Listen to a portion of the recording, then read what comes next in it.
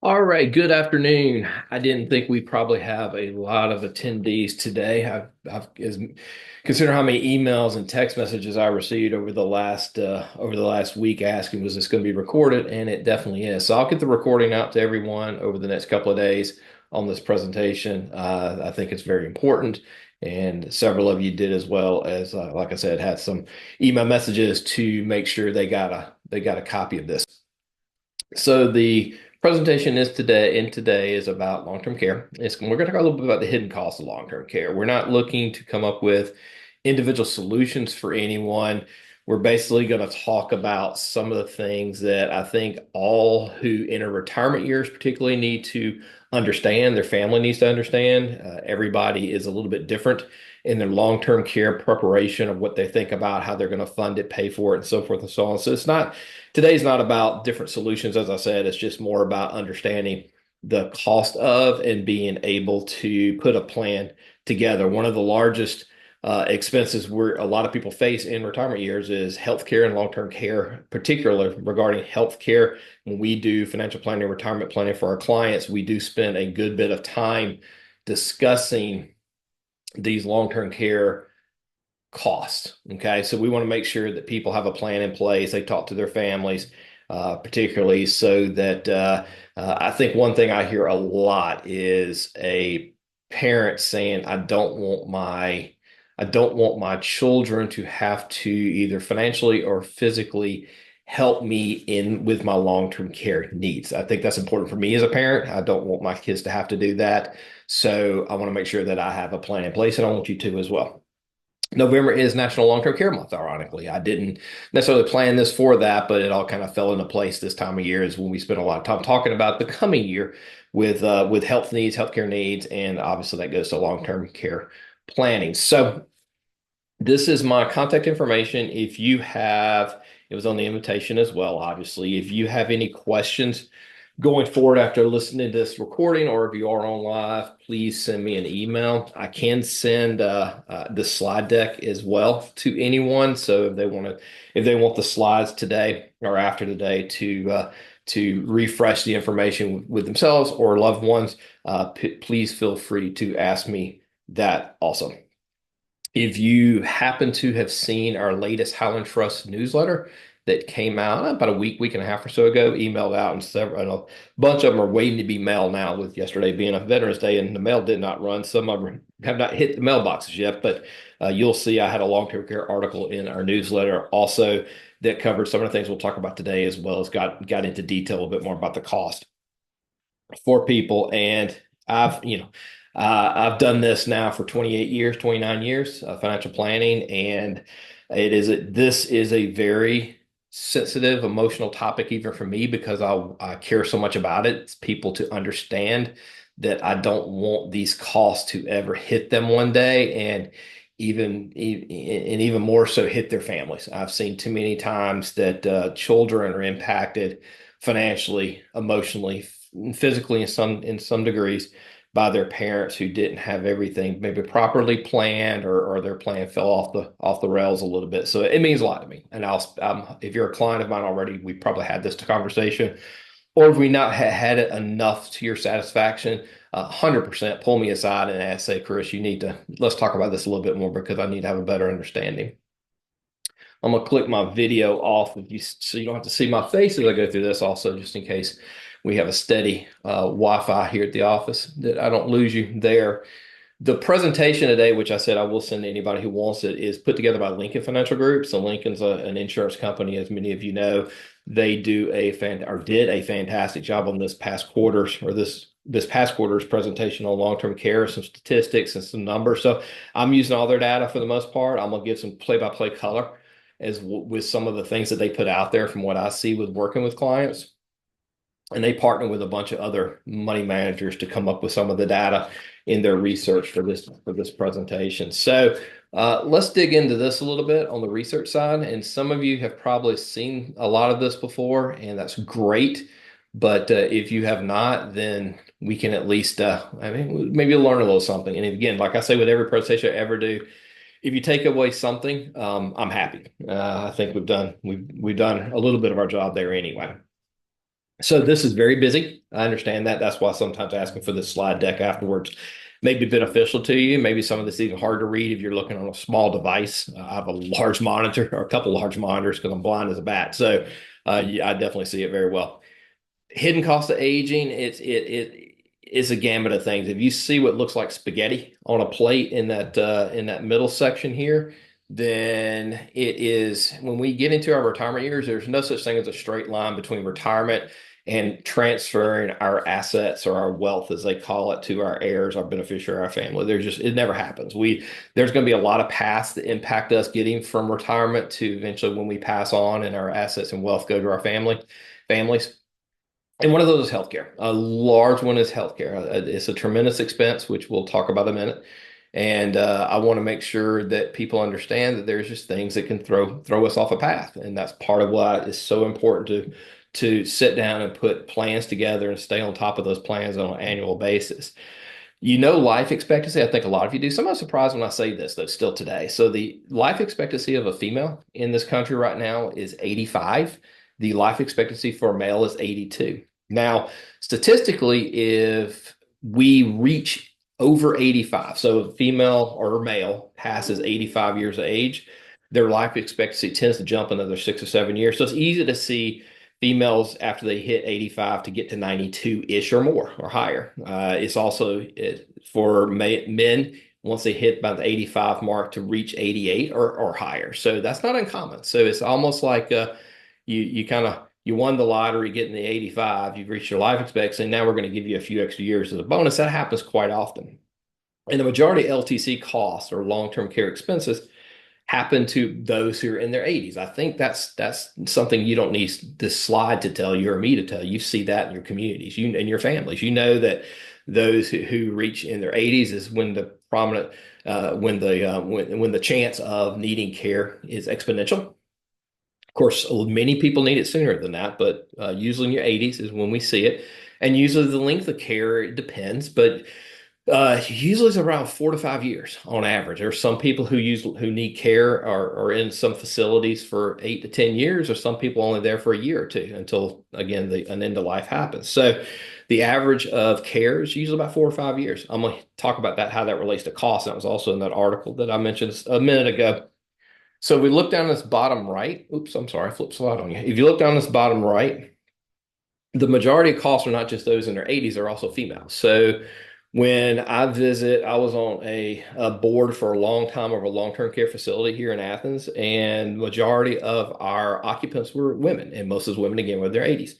So why is that? Well, life expectancy, like we just talked about, is obviously one. And many times, wives care for their husbands. When a long-term care event happens with their spouse, the male, a lot in many cases, the female, the wife, it will keep him home and caregive. So she's the primary caregiver. Now, that can't always happen for a lot of reasons. Her age, her ability to do certain things. Prime example is me. I'm a pretty big guy.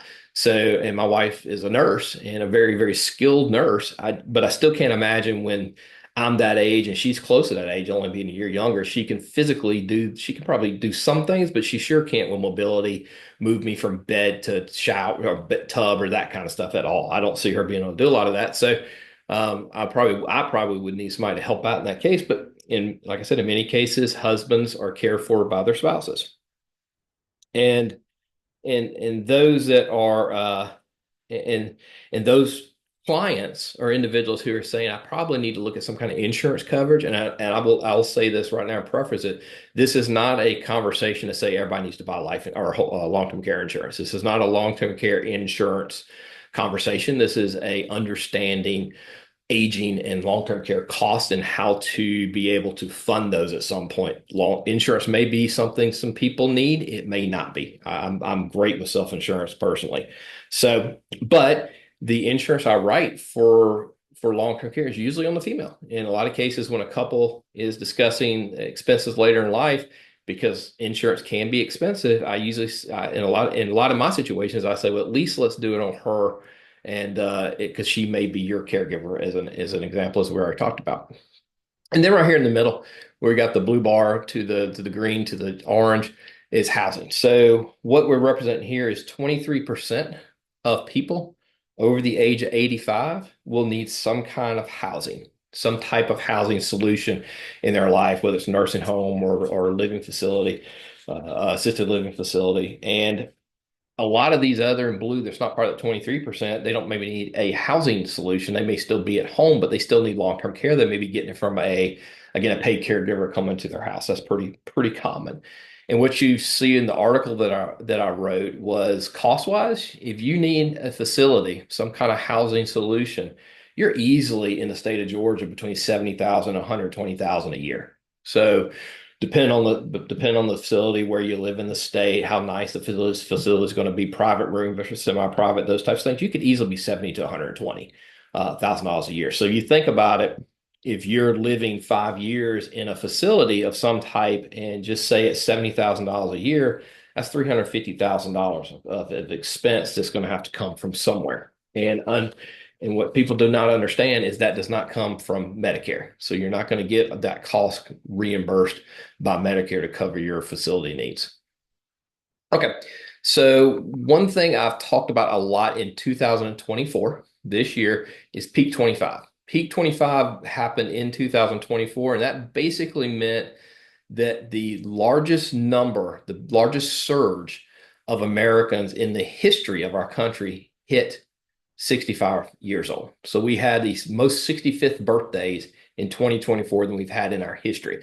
That tends to tail off according to the numbers over the next number of years. It won't be the same every year or continue to increase like this. So peak 65 was the year 2024. But what we're looking at is there's 73 million baby boomers in the US that by the time 2030 hits, they are going to be 65 years or older. 73 million. That's a fifth of the country that are going to be over 65 years old. Why in the world would I really talk about the number of people as far as, long-term care future? It's a supply demand problem. So we're going to have a lot of people that are, I talked about life expectancy, percentage of people that may need housing. We're going to have a lot of people with high demand. We're going to have a supply issue, which I'll talk about in 2 seconds. Costs are going up. So long-term care or health expenses in general are inflating at 6 to 7 to 8%. Okay, so you can call it 7% on average. So costs are going higher, and I don't see, even if inflation comes down, which it is tending to do in some things, I don't see it happening for long-term care expenses over the near future at all, because we have a demand supply issue. There's a shortage, goes back to demand supply, not of just beds, but of caregivers. So there's more people turning 65 and older, which means more people turning 85 and older at some point in the next 20 years. And then we're going to have less caregivers out there to provide care to these people.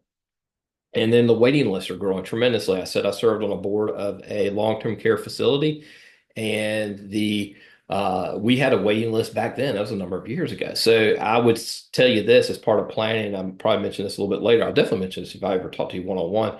Is that if you're aging, you're in your early 70s, you may not have a need at all. Or maybe your parents are turning their early 70s and they may not have a need yet at all. They're very healthy, look very good. I would go ahead and have the conversation about where would you want to be, just in case, what type of facility. And at some point, talk to the facilities to know what a waiting list would look like and get their recommendations on how soon should you ever be on a list. The worst thing is when you need it, you're not getting in. It's just not going to be that easy. You're not going to go to a facility that you wanted at all. So you need to be on a list well before is planning and pre-planning. And then insurance premiums are going way up. So I mentioned the cost of insurance too. I'd rather people self-insure. A lot of people can't do that. So costs are going up. So you need to start planning early. These conversations do not need to wait till somebody is 70 years old. These conversations need to start, and I'll mention this probably a couple of times. I usually start around, I'm 53. I started around my age. I've already started talking to my friend groups who are in my age group to go ahead and start thinking about this as a potential in their future, whether it's putting money on the shelf somewhere in a side account, insurance, something that they're going to be able to say, this is going to be what I need to pay for care one day for me and my family in that matter. So go back to numbers a little bit and give you the example. So down here, I have 30.4 million Americans will turn 65 between 2024 and 2030. Okay. So 30 million people are going to turn 65 between this year and 2030. Now, let's just say half of that 30 million are going to make it to 85. It's probably going to be more. It could be more than that. It's hard to say.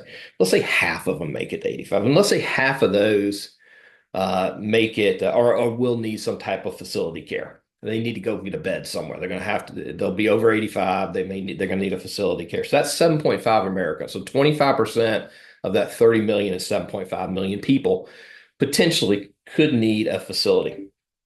According to the American Healthcare Association and the National Center for Assisted Living, there are 30,600 assisted living communities today and 15,300 nursing homes. Between the two of those, between assisted living currently open and available and nursing homes currently open and available, probably most of those are full already, there are a total of 2.8 million beds in those facilities. Okay. So out of all this there's 2.8 million beds. If we did that math right, there's 7.5 million people who potentially could need 2.8 million beds. Where are the beds going to come from? Well, if there's supply demand, if that's really all that's going to be available, which I'm sure it's not going to be that much of a spread, but if that's all that's available for that many people, the costs are going to go through the roof because they can charge more because they have less of them and people have high demand for them. So that's why planning early is so important to figure out what we're going to do for ourselves and our families. Another busy chart, just a couple of stats on here. So likelihood of one or more partners, or excuse me, one or both partners age 65 today surviving to at least 92 is 50%. So if you're 65, if you and your spouse are 65 or older, your parents are 65 or older, there's a good chance that one of them is going to make it to 92. And of course, if that happens, the higher statistic of needing care. In the bottom left corner, the true cost of aging, there are 80% of adults over 65 have one chronic disease, 77% have at least two. Okay.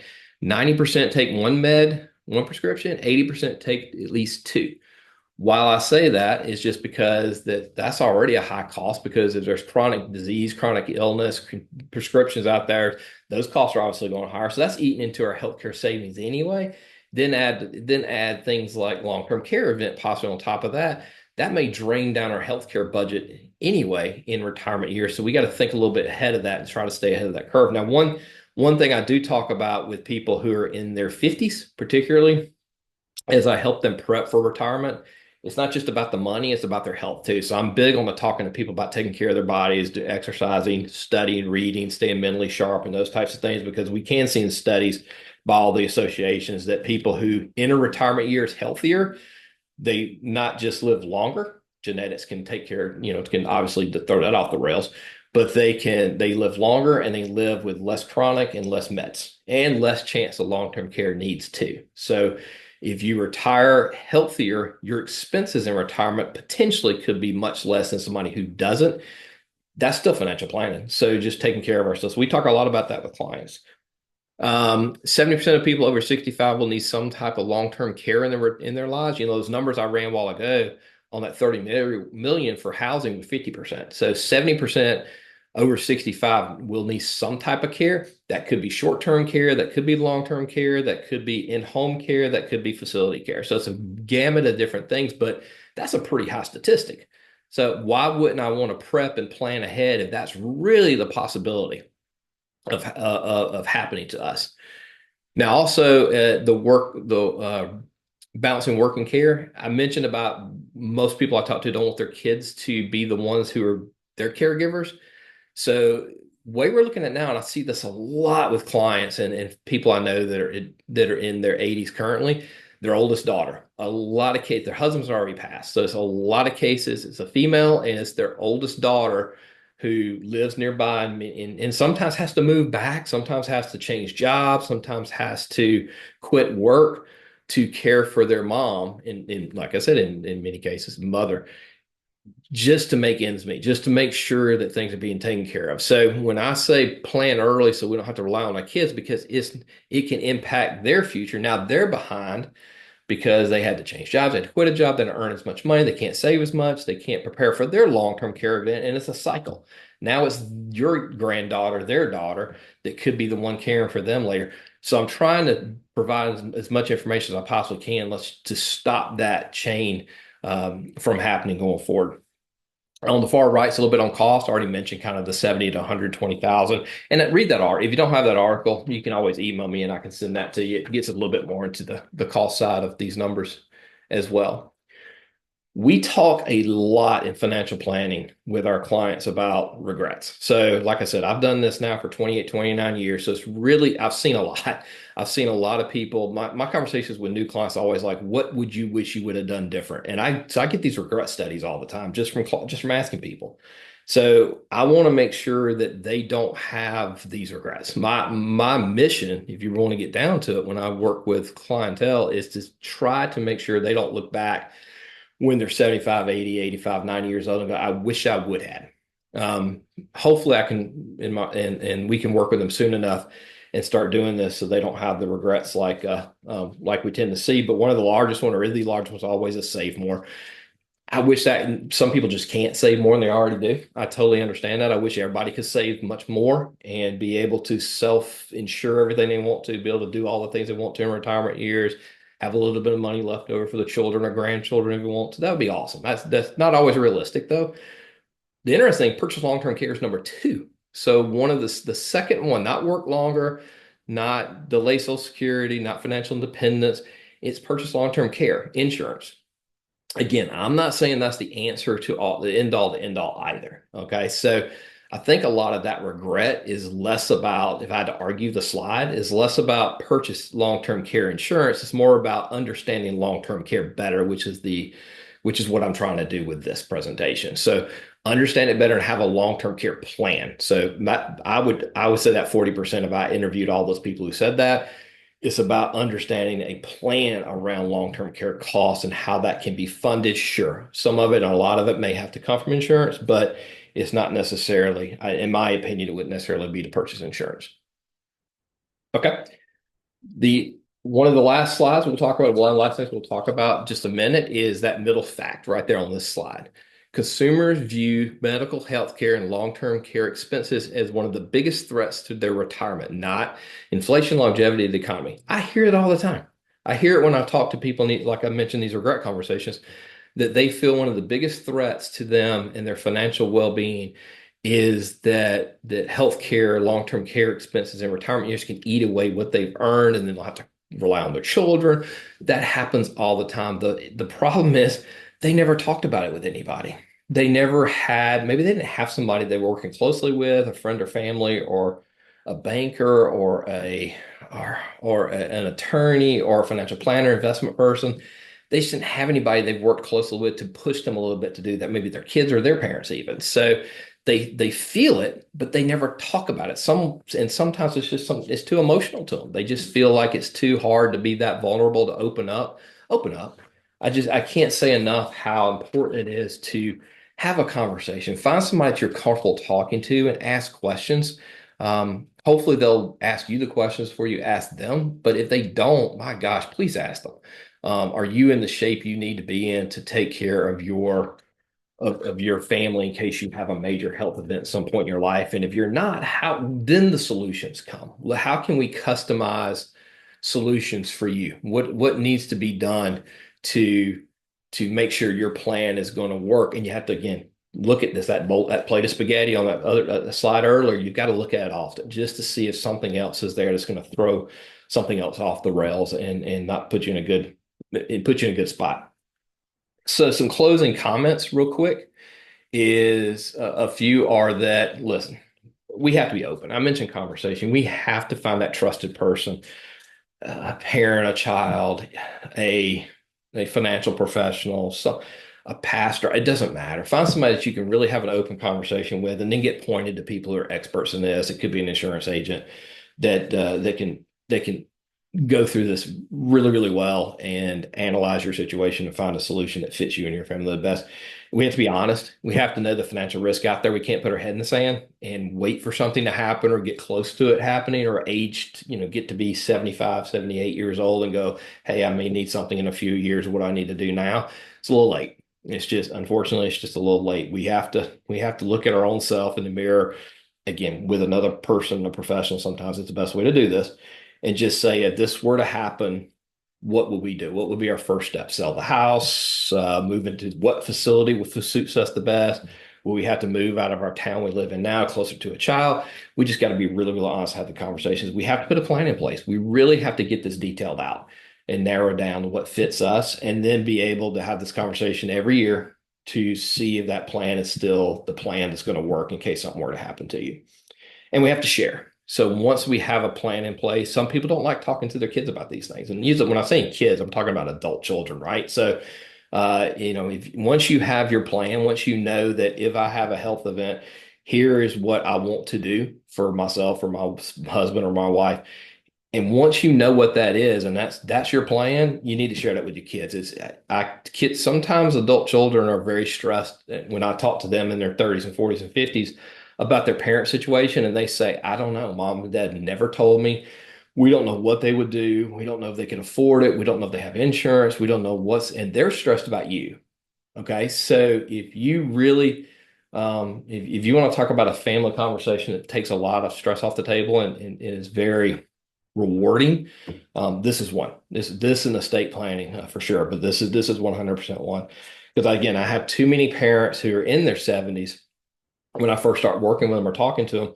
I mean, they're brokenhearted because they know that when we get to analyzing things, they can't buy insurance. It's not possible at their ages, or it's too expensive. And they're brokenhearted because their plan is they're gonna have to have a conversation with the kids to get, if something happens to us, we don't know what we're gonna do because selling the house ain't gonna pay for it all. So we may need y'all's help as a family unit, and they hate it. They hate that conversation. They hate thinking that way. They hate that it's that regret slide again. They regret not saving more potentially for this, or having some type of maybe insurance or LTC plan in place to put them in a better spot so they don't have to subject their family to these things.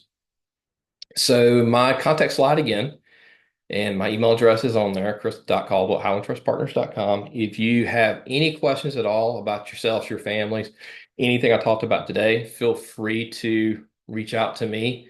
And, let me see if I can answer some questions for you.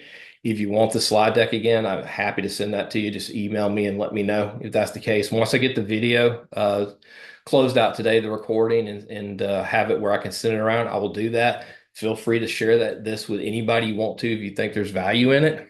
And the other last thing I'll bring up before I close out for you is I am considering there's a facility around outside of Athens that does cognitive ability demonstrations where they actually demonstrate what it's like to have dementia or Alzheimer's. So I've done that before with that facility I talked about that I was on the board with. It's been years ago. I'd actually like to bring that back for anyone who's interested, that I could offer. Um, if you want to email me and say it's something that I might like to do or like to get some people together and do, and I'll talk to the facility director over there and see if she can arrange having some type of site demonstration on how that looks. It's a really, I mean, it's neat how they do it. It's definitely very, again, emotional is the word I can use with it, because you get to kind of walk in the shoes of someone who's going through issues, and it definitely puts a different perspective on things. So look, if you need me, you know how to reach me, and I hope today provide you some insight, and happy to discuss with anybody if they ever want to. I appreciate your time, and have a wonderful rest of your day.